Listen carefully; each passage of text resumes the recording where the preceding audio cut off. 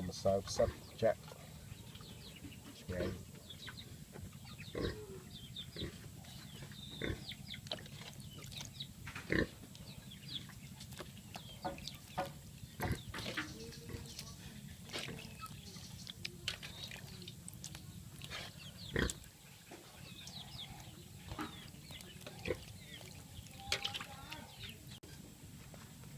nấu làm xài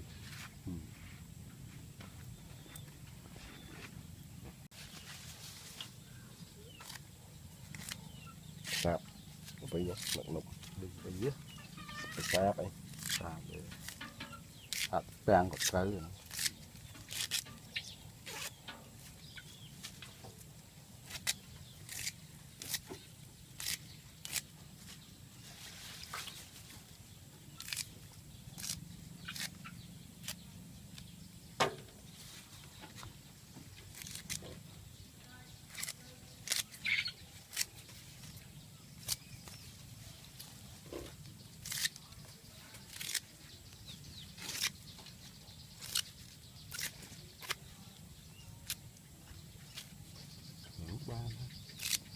cái dương bòn và hốc bòn bơ bòn và hốc đã sao đã rồi sạch tới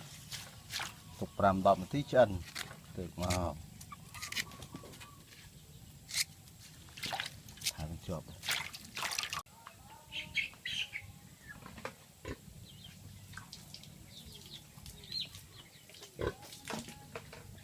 đây đây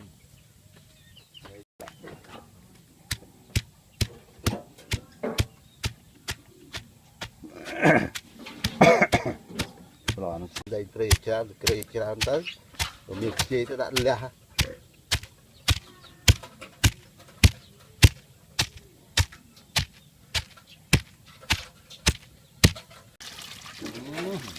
căng lại được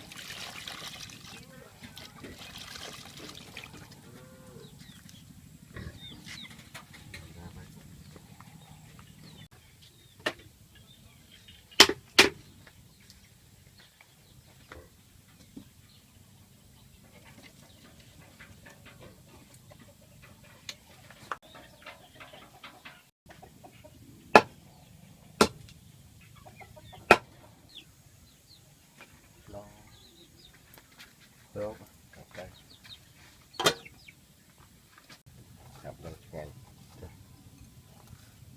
làm sao đạm sao muốn ở thì anh há chậm đã lại cao gì từ hả đây đây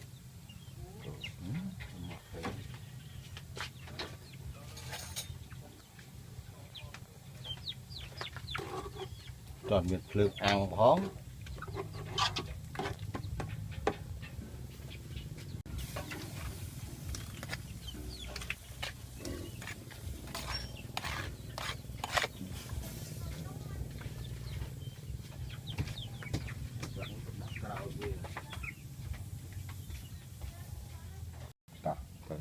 chơi nè score mà mơ mọi phải phế ở mọi phải phế một phế lấy mình mà chẳng anh nhá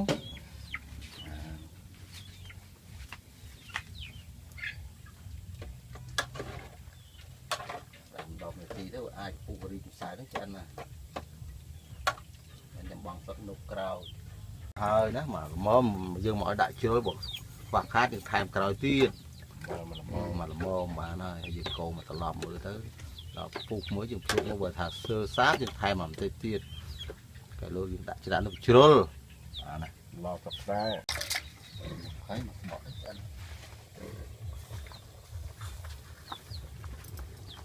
đã lục châu lục trồng cao này nè